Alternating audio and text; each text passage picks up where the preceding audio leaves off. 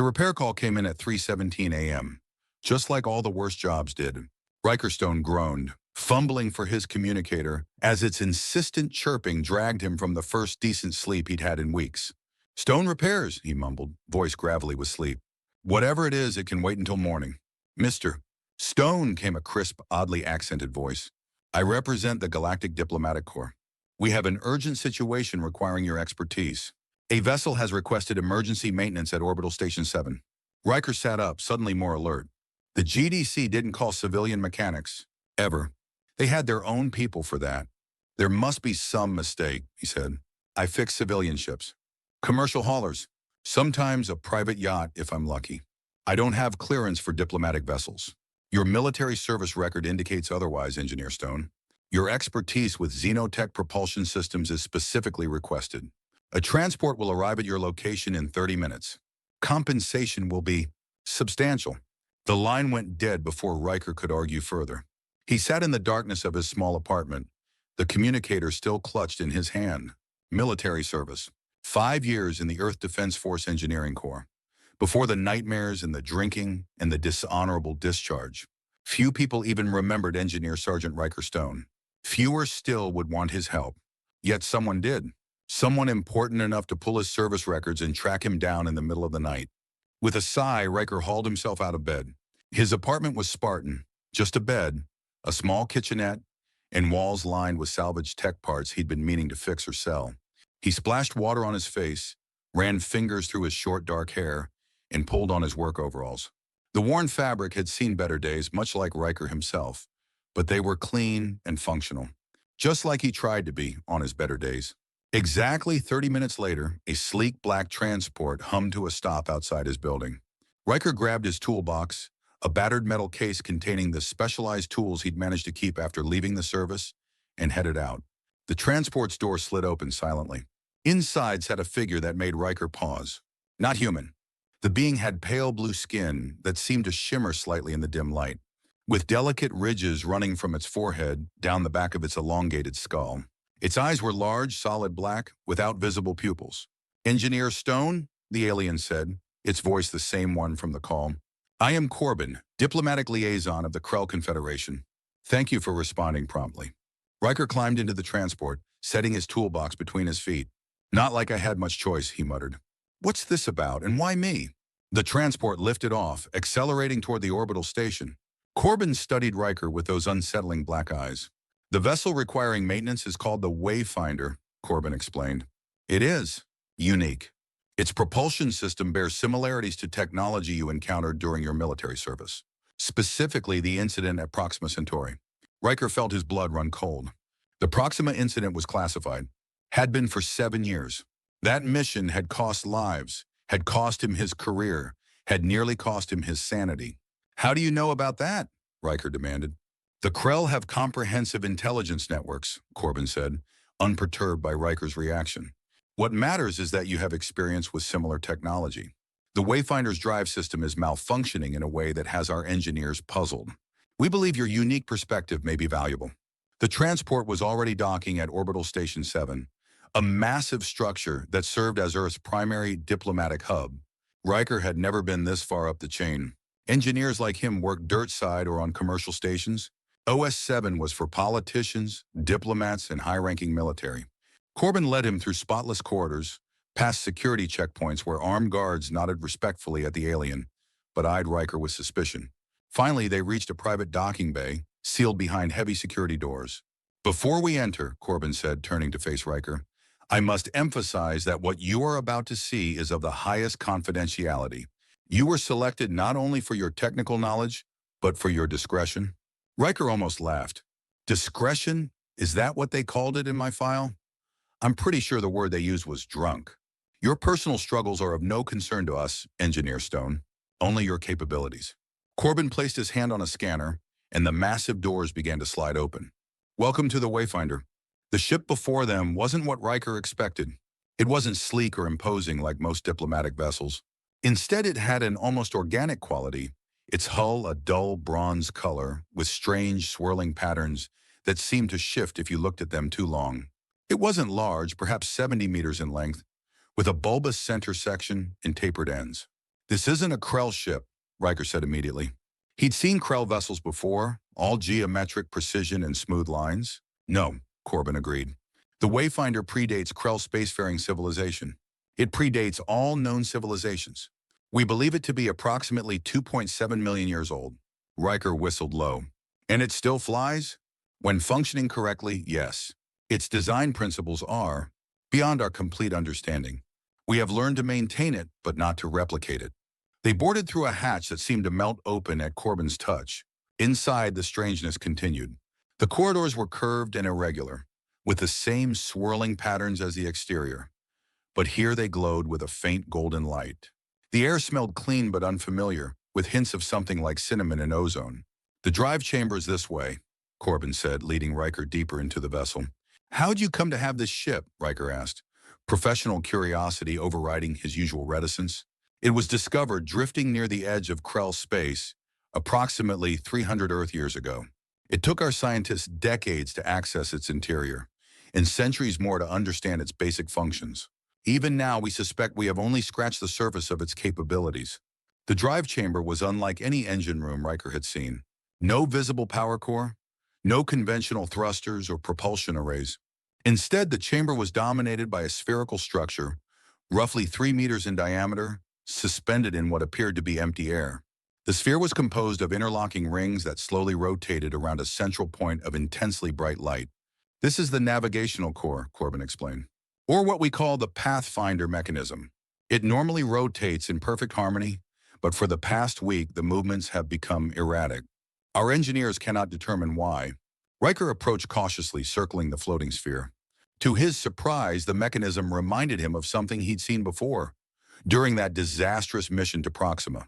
The artifact they'd found there had shown similar properties, similar design philosophies. But that one had been a weapon, not a drive system.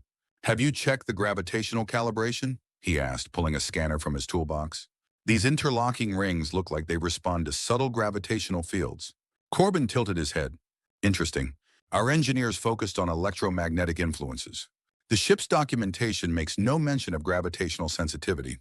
Documentation? Riker asked, looking up from his scanner readings. The ship contained records, including technical manuals. We have translated approximately 60% of the text, though many concepts remain challenging. Riker grunted, returning to his examination. The scanner showed unusual energy patterns, similar to what he'd seen at Proxima, but with significant differences. After 20 minutes of investigation, he had a theory. The rings aren't just out of alignment, he explained, pointing to specific junctions where the golden metal bands intersected. They're actively fighting each other. See these contact points? They should be flowing together, but they're grinding. Something's actively disrupting the harmonics. Can you correct it? Corbin asked. Riker scratched his chin. Maybe, but I need to understand what caused it first. Has anything unusual happened with the ship recently? Any new destinations, encounters with unusual phenomena? A flicker of something crossed Corbin's face, too quick for Riker to interpret. The ship recently passed near a celestial anomaly, a region of space with unusual properties. Perhaps that disrupted the mechanism.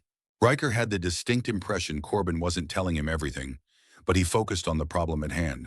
He set down his scanner and reached for a specialized tool, one of his own design. It looked like a tuning fork attached to a small handheld computer. I'm going to send out a harmonic pulse, he explained. Should help identify which frequencies the rings are responding to. He activated the device and a low, almost musical tone filled the chamber. The rings of the sphere trembled slightly, and the central light flickered. Interesting, Riker murmured. He adjusted the frequency, sending out a different tone. This time, 2 of the outer rings rotated slightly, realigning themselves. You're correcting the alignment, Corbin observed, moving closer. Not exactly correcting, Riker said. More like revealing what it wants to do. These systems, they're not like our technology. They have, he searched for the right word, intentions. Over the next hour, Riker worked methodically, using his device to identify the harmonics that caused different parts of the sphere to respond. Gradually, the rings began to move with more fluidity, the grinding motion easing. The central light grew stronger, more stable. Almost there, Riker said, making a final adjustment. Just need to synchronize these last 2 rings, and the whole system should rebalance itself. He sent out one final harmonic pulse, a complex tone that made his teeth vibrate slightly. The remaining misaligned rings shuddered, then smoothly rotated into perfect alignment with the others. The sphere's central light flared brilliantly, momentarily blinding both Riker and Corbin. When Riker's vision cleared, the sphere was rotating smoothly, its movements hypnotic and fluid. But something else had changed. The light at the center was no longer just a point. It had expanded into a small, swirling vortex of golden energy. And from that vortex, a beam of light shot out, striking the floor of the chamber. Within the beam, a three-dimensional image formed, a holographic display of exquisite detail. It showed a star map with one particular system highlighted. Lines of symbols in the same flowing script Riker had noticed throughout the ship scrolled alongside the map. "What is this?" Riker asked, stepping back from the projection. Corbin was staring at the image with what Riker could only interpret as alarm, despite the alien's inscrutable features. "This is unexpected," Corbin said carefully. "The navigational core appears to be indicating a specific destination. Is that normal?" "No. The Wayfinder typically requires explicit input to set a destination. This appears to be an automated protocol of some kind." Corbin studied the scrolling symbols. "This is concerning. These symbols, they are warning indicators." Riker looked closer at the holographic display. The highlighted star system contained a massive gas giant, orbited by numerous moons. One moon in particular was marked, surrounded by more warning symbols. "What's it warning about?" Riker asked. Corbin hesitated. "It appears to be indicating a containment failure." And a countdown. As if responding to Corbin's words, the hologram changed. The moon expanded in the display, revealing a structure on its surface. The structure was massive, resembling a giant fortress or vault. Part of it appeared damaged with a breach in one wall. More symbols appeared, forming a sequence that steadily decreased in value. "That's a countdown, all right," Riker said, watching the numbers tick down. "But to what?" "Engineer Stone," Corbin said, his voice suddenly formal, "I believe I must share more information with you. The Wayfinder is not merely a ship. It is a key designed to access and secure a facility known as the Chaos Lock." "Chaos Lock," Riker repeated. "Sounds ominous. With good reason. According to the limited records we have translated, the Chaos Lock is a containment facility built by beings who called themselves the Architects. These beings discovered forces that exist between the fundamental layers of reality. Forces they deemed too dangerous to allow free interaction with our universe." Riker looked back at the hologram, at the damaged structure on the distant moon. "And that's the lock, I'm guessing. And it's breaking?" "So it would appear," Corbin confirmed. "By repairing the navigational core, you may have activated an emergency protocol. The Wayfinder is designed to detect breaches in the Chaos Lock and respond." "Great," Riker muttered. "So I just accidentally volunteered us for some kind of cosmic repair mission? To fix a vault built by aliens who've been gone for millions of years?" "The situation is indeed problematic," Corbin agreed. "If the lock fails completely, the consequences would be severe." "How severe are we talking?" "The records describe a cascade of unreality that would unmake the foundations of existence. We interpret this to mean a catastrophic breakdown of the physical laws governing our universe, beginning at the breach site and expanding outward." Riker ran a hand through his hair, feeling a headache forming. "So, end of the world stuff." "End of all world stuff, actually." "Precisely." The hologram changed again, displaying what appeared to be a journey path from their current location to the distant moon. More symbols appeared, which Corbin studied intently. "The Wayfinder is calculating the most efficient route," he explained. "And it appears to be preparing for immediate departure." As if on cue, a low hum filled the ship, and Riker felt a subtle vibration through the deck plates. Wait, he protested. "You can't be serious. We're not just flying off to some ancient alien vault on a moment's notice. We need to report this, get a proper team together." "There is no time," Corbin said, gesturing to the countdown symbols. "The breach is expanding rapidly. By the time a team could be assembled and briefed, it would be too late." "Then shut down the ship. Stop the launch sequence." "The Wayfinder's protocols override manual control in emergency situations. Now that the navigational core is functioning properly again, the ship recognizes the breach and is compelled to respond." Corbin's large eyes fixed on Riker. "And it appears to have selected both of us as its response team." The vibration intensified, and the lights throughout the ship brightened. On the holographic display, their current location, represented by a glowing dot, began to move along the plotted course. "We're already moving," Riker realized. "How is that possible? We're still docked at the station." "The Wayfinder does not use conventional propulsion," Corbin explained. It manipulates the fabric of space-time itself. We have already left Earth orbit. Riker rushed to a nearby viewport. Instead of the orbital station or Earth, he saw only the blackness of deep space, punctuated by distant stars. As he watched, those stars blurred and stretched into lines of light as the ship accelerated to impossible speeds. "This is insane," Riker said, turning back to Corbin. "I'm a repair technician, not some cosmic handyman. And what about you? You're a diplomat, not an explorer." A strange expression crossed Corbin's face. "My role is more complex than I initially indicated, Engineer Stone. I am what my people call a mediator." "A what?" "We mediators are trained to interact with forces and intelligences beyond conventional understanding, to serve as interpreters between different planes of existence when necessary." Corbin gestured at the ship around them. The architects left safeguards beyond just the Wayfinder. They left instructions for the sentient species that would evolve after them. My ancestors were among those chosen to serve as guardians of their legacy. Riker stared at the alien, trying to process this information. "So you're not really a diplomat?" "I am, but serving the diplomatic corps is merely my public function. My true purpose has always been to monitor for signs of a breach in the Chaos Lock." "And you knew the ship would activate if I fixed it," Riker accused. "You brought me here knowing this might happen." Corbin at least had the grace to look uncomfortable. "I knew it was a possibility, but the alternative was to leave the Wayfinder disabled and risk the lock failing without any response. The risk was necessary." Riker wanted to argue further. But what was the point? They were already underway, hurtling through space at velocities that shouldn't have been possible.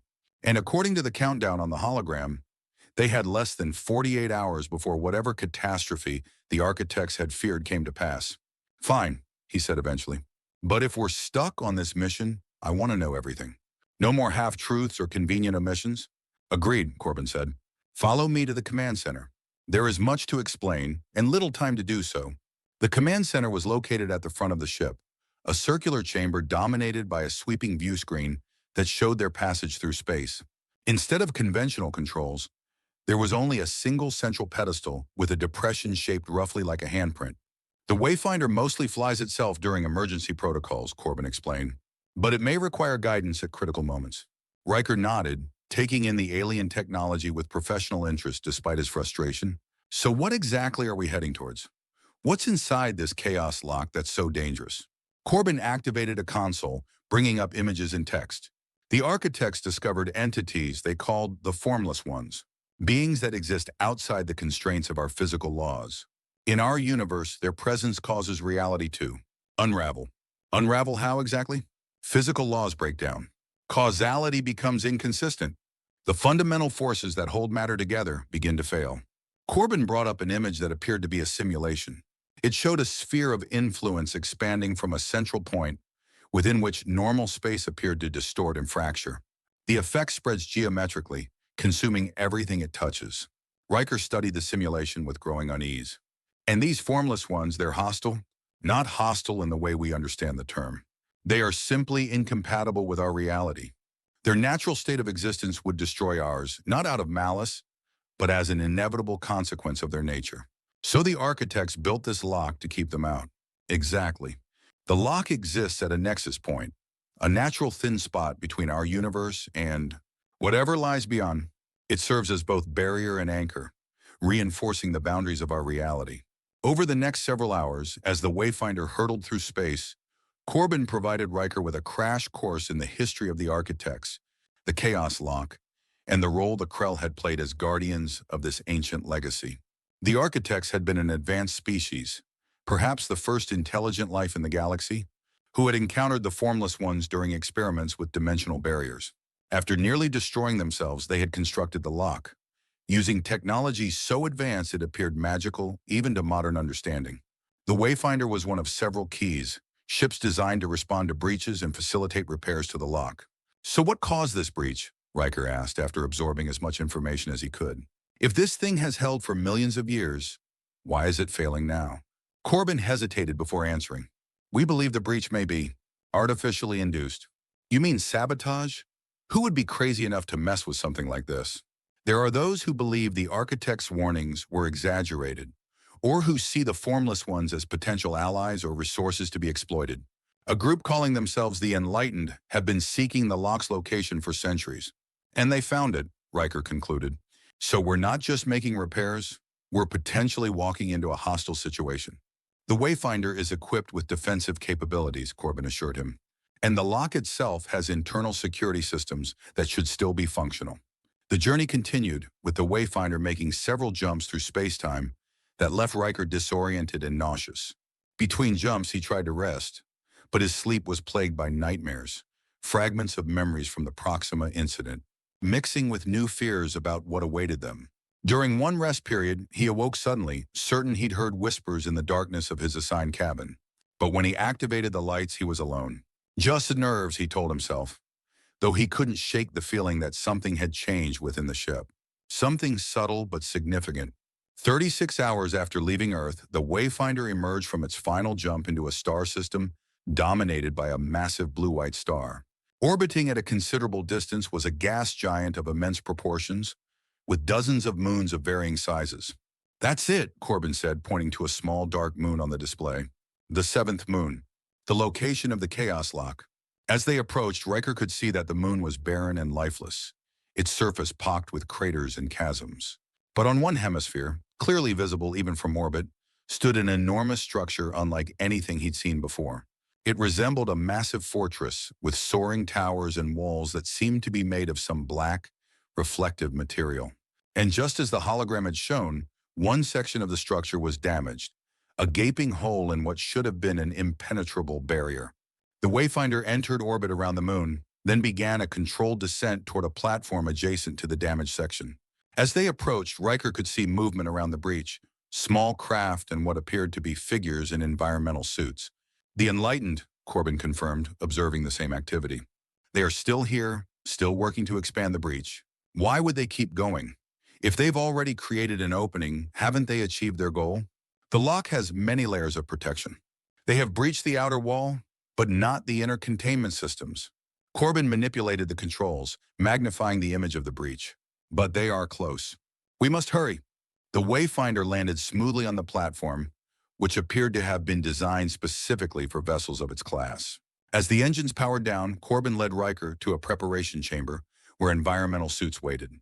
"The moon has no atmosphere," Corbin explained. "These suits will protect us and allow communication."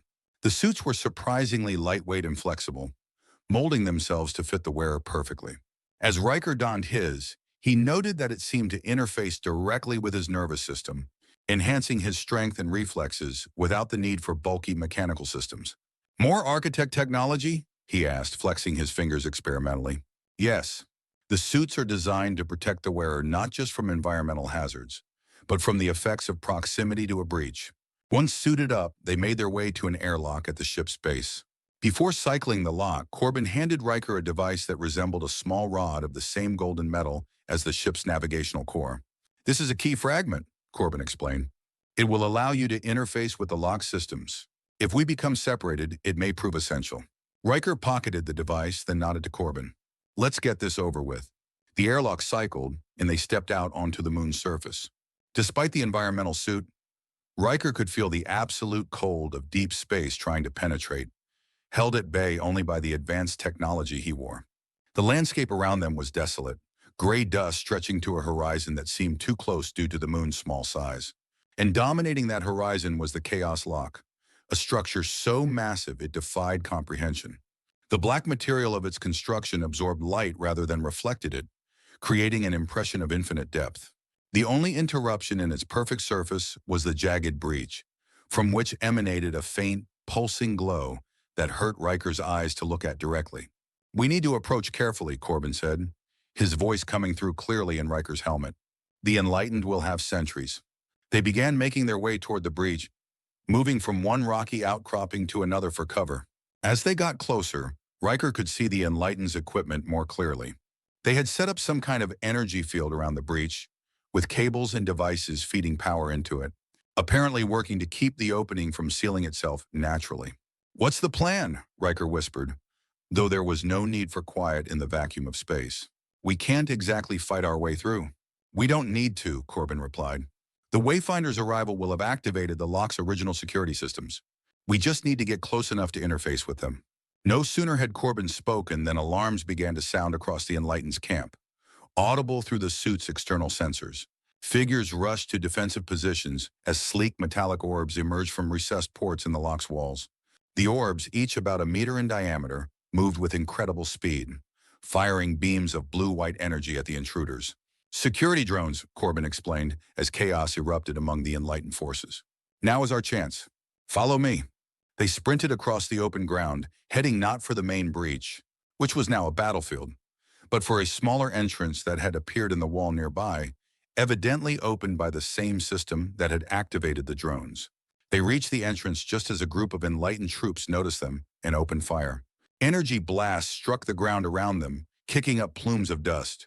One hit Riker's leg, but the suit absorbed the impact, leaving him with only a momentary numbness. Then they were through the entrance, which sealed itself behind them with alarming speed. They found themselves in a narrow corridor, illuminated by strips of soft blue light along the floor and ceiling. The walls were made of the same black material as the exterior, but here they were inscribed with intricate patterns that seemed to move slightly, as if alive. The patterns are scripts, Corbin explained, noticing Riker's fascination. Living equations that help maintain the integrity of the lock.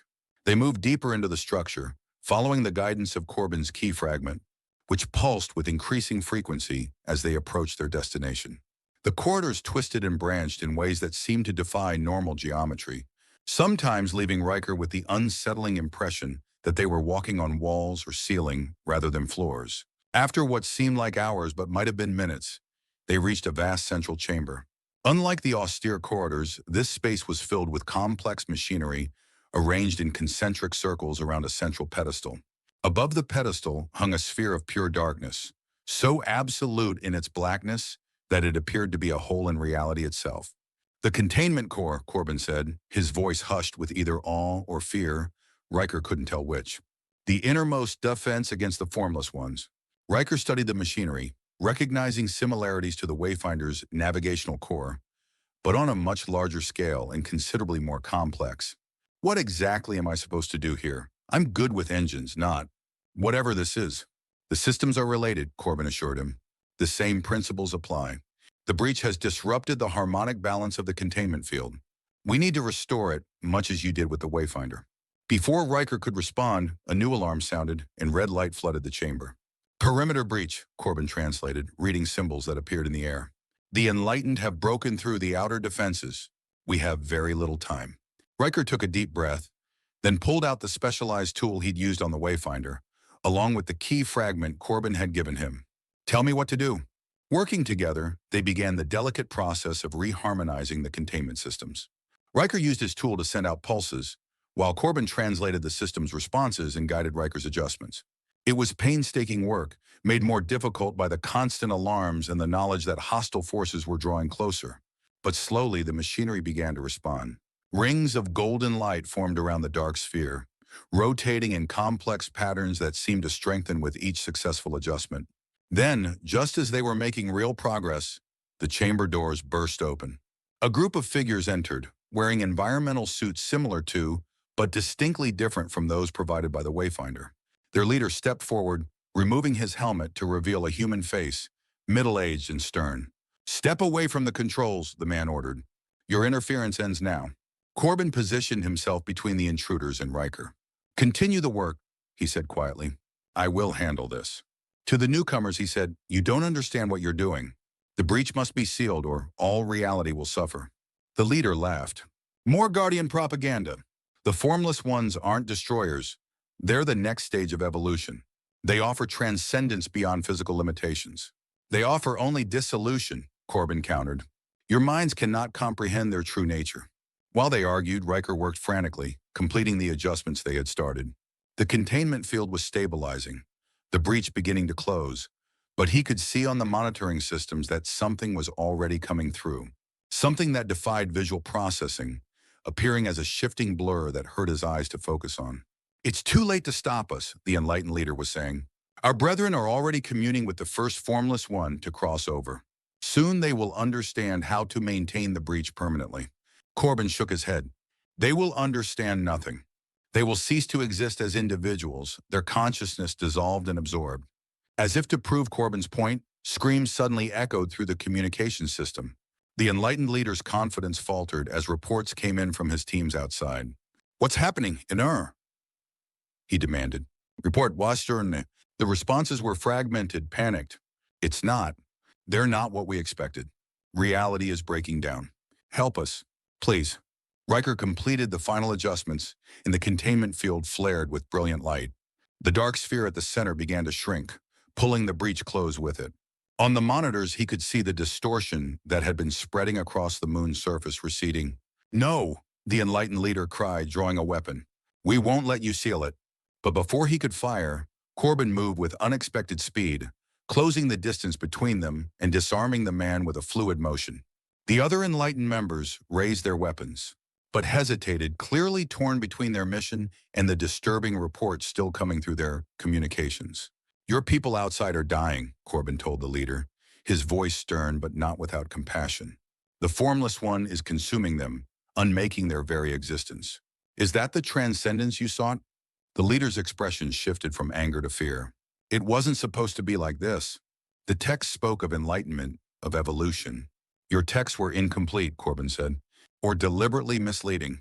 The architects did not imprison the Formless Ones out of fear or jealousy, but out of necessity. Our reality and theirs cannot coexist." On the monitors, the breach continued to shrink, the distortion receding further. But Riker noticed a problem. The containment field wasn't closing completely. A small fissure remained, pulsing with that same eye-hurting glow. "Corbin," he called, "we have an issue. The breach won't seal entirely." Corbin joined him at the controls, studying the readings. "The damage is too extensive for remote repair. Someone must go to the breach point itself and use the key fragment to complete the seal." "I'll go," Riker said immediately, surprising himself with his own resolve. "It's dangerous," Corbin warned. "Proximity to even a small breach can have unpredictable effects on human consciousness." Riker thought of the Proxima incident, of the things he'd seen there that had haunted his dreams for years after. "I've faced something like this before. I know what to expect." Corbin studied him for a moment, then nodded. "Very well. Take my key fragment as well as your own.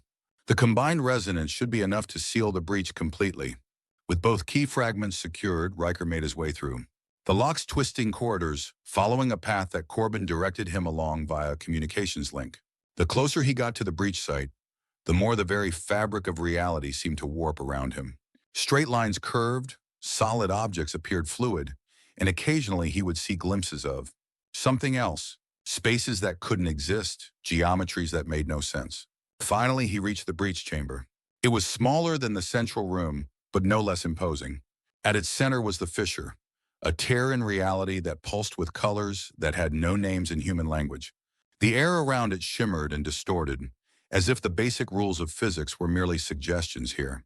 Riker approached cautiously, the key fragments warming in his hand. As he drew closer, whispers filled his mind, wordless yet somehow comprehensible. Promises, temptations, visions of power and knowledge beyond mortal understanding. "I can hear them," he said over the communication link. "The Formless Ones. They're Winter, talking to me." "Do not listen," Corbin warned urgently. "Do not engage with the thoughts. They are attempting to establish connection with your consciousness." Riker pressed forward, fighting against both the whispers and a strange resistance in the air itself, as if reality were becoming thicker, more viscous as he approached the breach. His suit's systems flashed warnings about unusual energy readings and quantum instabilities. 20 feet from the breach, Riker saw movement. Not physical movement, but something more disturbing, like reality itself was being manipulated. A form began to coalesce, neither solid nor gaseous, neither present nor absent. It existed in contradictions, its appearance changing depending on which part of it Riker tried to focus on. "There's something here," he said, his voice tight with controlled fear. "One of them is trying to come through." "You must hurry," Corbin replied. "Use the key fragments before it fully manifests." Riker raised the fragments, which now glowed with intense golden light. The whispers in his mind grew more insistent, more seductive. They showed him visions of himself wielding powers beyond human comprehension, remaking the universe according to his will. For a moment, just a moment, he faltered. What if the enlightened were right? What if these beings weren't destroyers but the next step in cosmic evolution? Then he remembered Proxima, remembered the friends he'd lost there when they'd encountered just a shadow, a mere echo of what now stood before him. Remembered the madness and dissolution that had followed. Nice try, he muttered to the forming entity. But I've seen your work before. With renewed determination, he thrust the key fragments toward the breach. The golden light spread from them, forming a network of glowing lines that overlaid the fissure. The entity before him recoiled, its form becoming more erratic, more desperate. Riker felt a pressure building, both physically around him and mentally within his consciousness. The whispers turned to screams, threats, promises, a cacophony of alien thoughts battering against his mind. The field is stabilizing, Corbin reported over the comms. The breach is closing. Just a few more moments. The entity made one final attempt to reach Riker, extending a pseudopod of warped reality toward him. Where it touched his suit, the material seemed to both exist and not exist simultaneously, creating a nauseating visual effect. Riker felt a cold sensation spreading through his arm, a numbness that went beyond physical feeling, as if that part of him was being removed from reality itself. Gritting his teeth against the sensation, he pushed the key fragments together, completing the circuit they were designed to form. A blinding flash erupted from the combined keys, washing over the breach in a wave of golden light. The fissure contracted rapidly, pulling the half-formed entity back with it.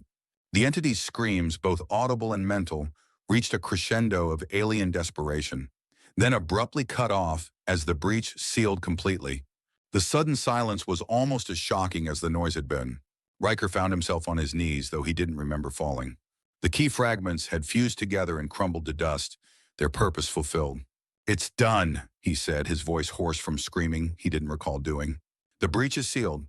"Well done, Engineer Stone," Corbin replied, relief evident in his voice. "Return to the central chamber. The lock systems are realigning, and we should not remain here longer than necessary." Riker made his way back through the corridors, which now seemed stable and logical after the reality-bending effects near the breach. His arm still felt strange where the entity had touched him, neither painful nor numb, but somehow distant, as if it belonged to someone else.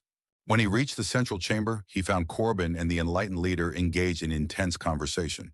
The other enlightened members stood to one side, looking shaken and uncertain. "What's going on?" Riker asked. "Director Hammond has been explaining the true nature of the enlightened," Corbin said. "It seems they were misled by incomplete information." The leader, Hammond, looked at Riker with a mixture of shame and fear. "We found fragments of the architect's records, but without context. We believed the formless ones were imprisoned unfairly, that they represented a higher state of being." He shook his head. "We were fools. Many of your people paid for that mistake," Corbin said gravely. "Those who were too close to the breach when it first opened are simply gone. Not dead, but erased from existence." Hammond's face crumpled. "I know. I've never heard screams like that. Never felt the wrongness of what was coming through." He straightened, attempting to regain some dignity. "What happens now?" "Now," Corbin said, "we leave this place. The lock is secure again, and its automated systems will complete any remaining repairs. Our presence is no longer required, and indeed prolonged exposure to this environment is not advisable for beings of our level of development." They made their way back through the lock's labyrinthine passages, eventually emerging onto the moon's surface. The Enlightened's equipment lay abandoned, some of it partially melted or transformed into unrecognizable shapes. Of the people who had been working outside during the breach, there was no sign. The Wayfinder waited where they had left it, seemingly untouched by the reality distortions that had affected everything else near the breach. As they approached, Riker noticed his arm was returning to normal, the strange, disconnected feeling fading. Once aboard, Corbin guided Hammond and his remaining followers to a secure compartment. "You will be returned to face justice for your actions," he informed them. "But your testimony about what you experienced here will be valuable." The Wayfinder lifted off smoothly, leaving the barren moon and its ancient guardian structure behind. As they departed the system, Riker found himself in the ship's command center with Corbin. "What would have happened," he asked, "if we hadn't sealed the breach in time?" Corbin's expression grew somber. "The effect would have spread slowly at first, then with increasing speed. Areas of distorted reality where our physical laws no longer apply consistently. Living beings caught in these zones would experience dissolution. Not death as we understand it, but a separation of the fundamental particles that comprise them. And it would have kept spreading across the whole galaxy, the whole universe eventually." The models suggest it would have taken approximately 73,000 years to reach complete cosmic dissolution, but habitable worlds would have become untenable much sooner. Riker let out a long breath. So we saved the universe today. Just another day at the office. A sound emerged from Corbin that Riker realized, with surprise, was laughter, though it bore little resemblance to human mirth. Indeed, Engineer Stone. Just routine maintenance. They lapsed into comfortable silence as the Wayfinder accelerated to its impossible speeds, cutting through space-time on its return journey to Earth. What happens now, Riker asked eventually. With the Wayfinder, I mean. And with you? The ship will remain in Krell custody, as it has for centuries, Corbin explained. It will be examined for any damage sustained during our mission, then returned to standby status. He paused. As for me, I will continue my work with the diplomatic corps, while also fulfilling my duties as a mediator.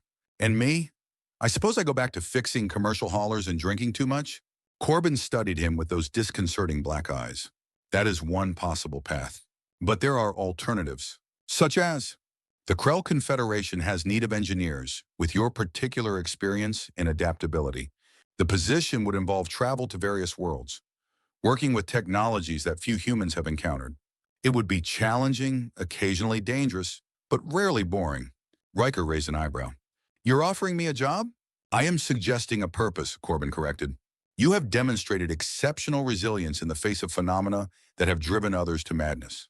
Such qualities are rare and valuable. Riker thought about his small apartment, his lonely existence, the nightmares that had plagued him since Proxima. Then he thought about the universe opening up before him, filled with technologies to understand, challenges to overcome, and perhaps a chance to make a difference on a scale he'd never imagined. I'll need time to think about it, he said finally. Of course, Corbin agreed. Though I suggest you consider what awaits you on Earth. The events at the lock will be classified at the highest levels. Your involvement will be redacted from all official records. You will be expected to return to your previous life as if nothing occurred. Just like Proxima, Riker muttered. Pretend it never happened. Drink until I almost believe it. The choice is yours, Corbin said simply. But consider this, there are more wonders in this universe than horrors, more to discover than to fear. Today you help preserve all of existence. What might you accomplish tomorrow if given the opportunity? The Wayfinder emerged from its final jump in Earth orbit, the familiar blue-green planet filling the view screen. As arrangements were made for their return to Orbital Station 7, Riker found himself lingering in the ship's drive chamber, studying the now placid navigational core. The sphere rotated in perfect harmony, its interlocking rings flowing together with mathematical precision. At its center, the point of light glowed steadily, neither expanding nor contracting, simply existing in perfect balance. There was beauty in that balance, Riker realized. Beauty in the order that made existence possible. The architects had understood that, had given everything to preserve it. When Corbin found him there, Riker didn't need to say anything. The Krell nodded in understanding, as if he'd expected nothing else. When do we leave? Riker asked simply. As soon as you're ready, Corbin replied. The universe rarely waits for those who hesitate. Riker took one last look at the navigational core, at the golden light that had guided them across impossible distances to save everything that existed or ever would exist. Then let's not keep it waiting, he said, and turned toward his future.